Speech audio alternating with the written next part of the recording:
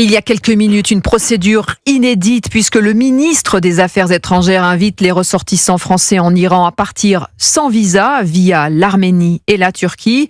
Et pour ceux souhaitant quitter Israël, il leur faut rallier par la route la Jordanie et l'Égypte où des bus les transporteront ensuite vers l'aéroport.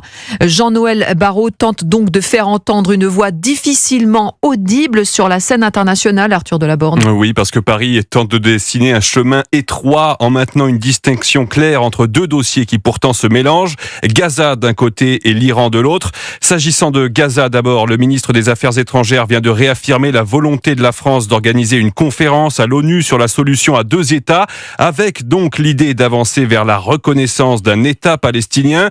Ensuite, à propos du dossier iranien, le programme nucléaire de Téhéran fait peser un danger sur la région, sur Israël et sur l'Europe, alerte Jean-Noël Barrot, tout en lançant un appel à la désescalade et à la négociation.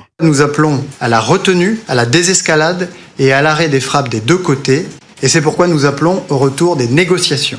De la même manière qu'il y a 10 ans, ce sont les Français, les Anglais et les Britanniques qui avaient trouvé la solution.